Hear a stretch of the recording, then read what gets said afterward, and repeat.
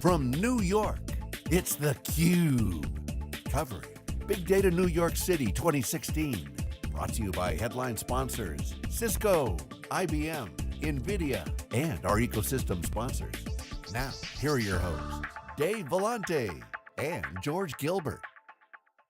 Welcome back to New York City, everybody. This is theCUBE, the worldwide leader in live tech coverage, and we've been going wall to wall since Monday here at Strata plus Hadoop World. Big Data NYC is our show. Within the show, Omer Trajman is here. He's the CEO of Rocana, CUBE alum. Good to see you again. Yeah, you too. It's great to be here again. What's the deal with this shirt? It says, your boss is useless. What are you talking about? So if I wasn't all mic'd up, I'd get up and show you, but you can see kind of in the faint print that it's not talking about how your boss is useless, right? It's talking about how you make better use of data and what your boss's expectations are.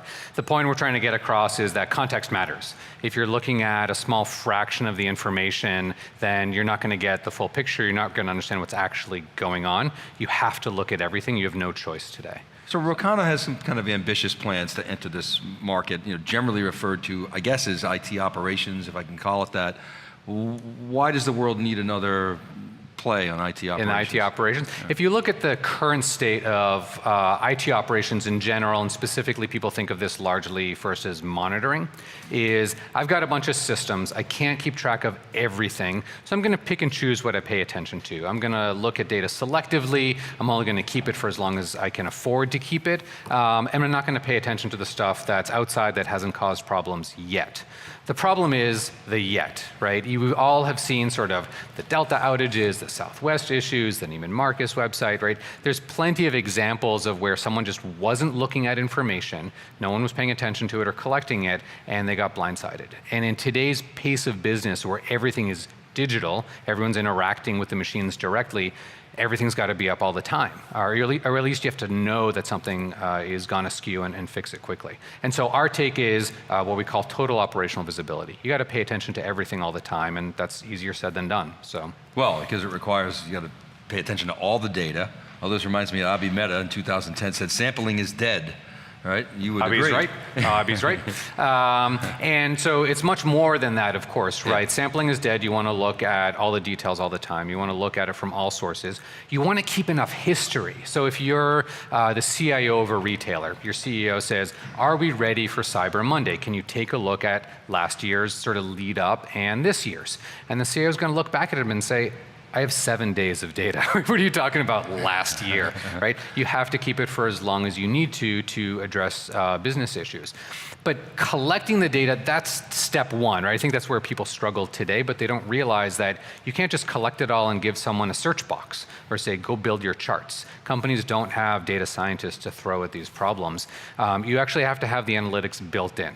Things that are purpose-built for data center and IT operations, the machine learning models, the built-in cubes, the built-in views, visualizations that just work out of the box and show you billions of events a day the way you need to look at that information. That's pre-built. That comes out of the box. That's also a key differentiator. Would it be fair to say that Hadoop historically has been this repository for all sorts of data, and but it was a tool set, and that Splunk was the anti-Hadoop sort of, out of the box. It was an application that, had some, it collected certain types of data, and it had, views sort of out of the box for that data.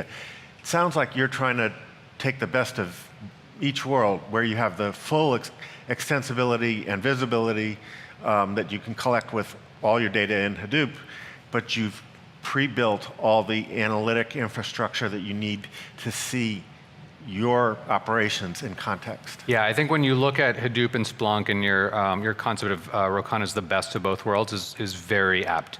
Right, it's a prepackaged application. It just installs. You don't have to go in under the covers and stitch everything together. It has the power of scalability that Hadoop has. It has the openness, right, because you can still get at the data and do what you need with it, but you get an application that's creating value day one. Okay, so maybe peel back the onion one layer and tell us, if you've got, you can go back to last year's Cyber Monday, and you've got, out of the box functionality. tell us how you make sense out of the data for each organization so that the context is meaningful for them. Yeah, absolutely. And what's interesting is that it's not a one-time task, right? Every time you're trying to solve a slightly different problem or move the business in a different direction, you want to look at data differently. So we think of this more as kind of a toolkit that helps you navigate where to find the root cause or isolate where a particular problem is or where you need to invest or grow the business. And so in the Cyber Monday example, right, what you want to look at is, let me take a zoom out view. I just want to see trends over time, the months leading up or the weeks leading up to Cyber Monday. Let's look at it this year. Let's look at it last year. Let's stack on the graph everything from the edge caching to the application to my proxy servers to my host servers through to my network. Like, give me the broad view of everything and just show me the trend lines and show me how those trend lines are deviating. Where is there unexpected patterns in behavior? And then I'm going to zoom in on those. And what's causing those? Is there a new disk configuration? Did someone deploy a new network infrastructure? Like, what has caused some change? Or is it just, it's all good. We're making more money, more people are coming to the website. It's actually a capacity issue. We just need to add more servers. So you kind of get the step back, show me everything without a query, and then drag and drop zoom in to isolate where are there particular issues that I need to pay attention to. And this is infrastructure. It's infrastructure focus, all the correct? way through application. It is, so you can do application performance management as well. We don't natively do the instrumentation. There's a whole domain, which is I want to do bytecode instrumentation. We partner with companies that provide APM functionality, take that feed and incorporate it. Similar to, we'll partner with companies that do wire level deep packet inspection. I was going to say, yeah, okay, take so that feed network and as incorporate well. it. Okay. Some stuff we do out of the box. So NetFlow, things like IPFix, StatsD, syslog, Log4j, right? There's kind of a lot of stuff that everyone needs standard interfaces that we do out of the box. And there's also pre-configured, we think of this sort of content-oriented parsers and visualizations for an OpenStack or for Cloud Foundry or for sort of a Blue Coat system, right? So there's certain things that we see everywhere that we can just handle out of the box, and then there's things that are very specific to each customer.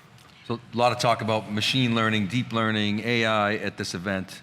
How do you leverage that? How do we fit in? It's interesting because we talk about the power it delivers in the product, but part of it is that it's transparent, right? Our users who are actually on the console day to day, who are trying to use Rocana to solve problems, they're not data scientists. Right. They don't understand the difference between analytic queries and full text search. They're They IT don't understand people, right? machine learning models, right? They're IT people, is that Right. correct? They're IT folks whose job it is to keep the lights on, right? And so they expect the software to just do all of that, right? So we employ the data scientists. We deliver the machine learning models. The software dynamically builds models continuously for everything it's looking at and then shows it in a manner that someone can just look at it and make sense of it. So it might be fair to say, and maybe replay this, and if it's coming out right. But most people, and even the focus like of IBM's big rollout this week is, okay, people have got their data lakes populated, and they're just now beginning to experiment with the advanced analytics. You've got an application where it's already got the advanced analytics baked in to such an extent that the operator doesn't really care or need to know about it. So here's the caveat. People have their data lakes populated with the data they know they need to look at. And that's largely line of business driven, which is a great area to apply big data, machine learning, analytics. That's where the data scientists are employed. That's why what IBM is saying makes sense. When you get to the underlying infrastructure that runs it day to day, the data lakes are not populated. Right? Oh, okay. They're data puddles, right? They do not have the content of information, the wealth of information. And so instead of saying, hey, let's populate them, and then let's try to think about how to analyze them, and then let's try to think about how to get insights from them, and then let's try to think about how to, right? And then, how about we just have a product that does it all for you, right? That just shows you what to do. I mean, I don't want to pollute my data lake with that information, do I? I mean, right? Well, what you kind of want is you want to take the business feeds that have been analyzed and you want to overlay them. So you want to send those over to probably a much larger lake, which is all the machine data underneath it. Right. Because what you end up with, especially as people move towards more elastic environments, sort of hybrid cloud environments, in those environments, if a disk fails or machine fails, it may not matter, right? Yeah. Unless you can see the top line revenue have an impact, maybe it's fine to just leave the dead machine there and isolate it. So like how IT operates in those environments requires knowledge of the business in order to become more efficient. You want to link the infrastructure to the value. Exactly. Okay, so you're taking feeds essentially from the business data, and that's informing prioritization. That's exactly right. So take, as an example, point of sale systems, right? All the point of sale systems today they're just PCs, they're computers, right? I have to monitor them and the infrastructure to make sure it's up and running. As a side effect, I also know the transactions.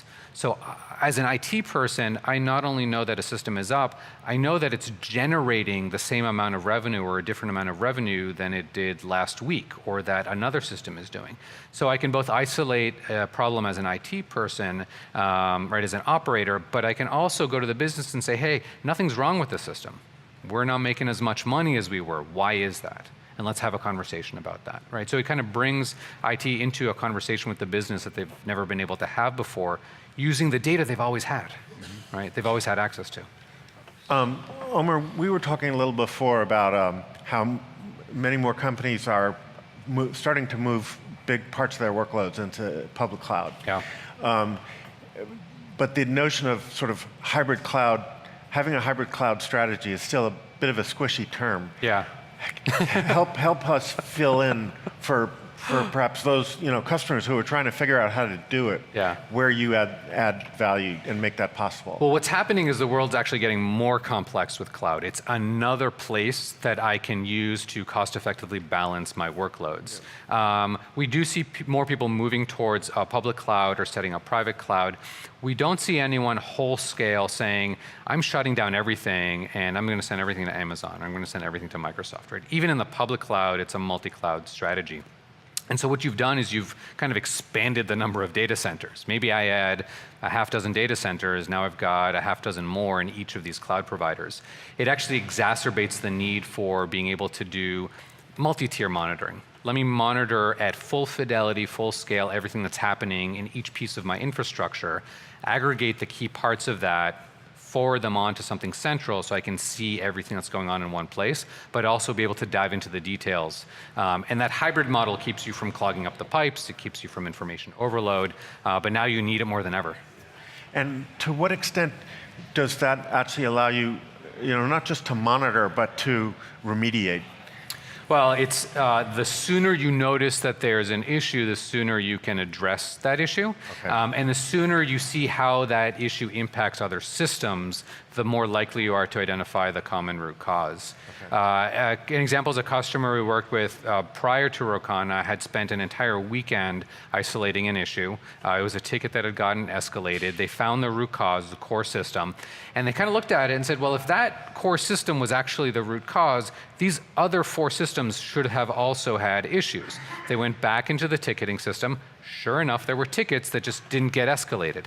Had they seen all of those issues at the same time, had they been able to quickly spin sort of the cube view of everything, they would have found it significantly faster. They would have drawn that commonality and seen the relationships much more quickly. Okay. It requires having all the data in the same place. So part of it is that part of the actionable information is to help triage the tickets in a sense, as that's the connection to remediation. Context is everything. Okay. So how's it going? I mean, Rocana's kind of a heavy lift. I mean, you know what I mean? You're going after some pretty entrenched businesses that have been, used to doing things a certain way. How's business? How you guys doing? How's the momentum? It's amazing. I mean, the need is so severe. We had a prospective customer we were talking to who's just kind of starting to think about sort of this digital transformation initiative and what they needed from an operational visibility perspective. We connected them with an existing customer that had rolled out a system, and the new prospect looked at the existing customer, called us up and said, that's what we want right there. And it's just everyone's got centralized log analytics, total operational visibility. People are recognizing these are necessary to support where the business has to go. And businesses are now realizing they have to digitize everything. They have to have the same kind of experience that Amazon and Google and Facebook and everyone else has. Consumers have come to expect it. This is what is required from IT in order to support it. And so we're actually getting, you say it's a heavy lift, we're getting pulled by the market. I don't think we've had a conversation where someone hasn't said, I need that, right? That's what we're going through today. That is my number one pain. That's good. Now, heavy lifts are good if you got the stomach for it, right? So that's what I do. And if you got a tailwind, that's fantastic. It sounds like things are going well. Omer, congratulations on the success. We really appreciate you sharing it with our CUBE audience. Thank you very much. Thanks for having me. You're welcome. All right, keep it right there, everybody. We'll be back with our next guest. This is theCUBE. We're live day 4 from NYC. Right back.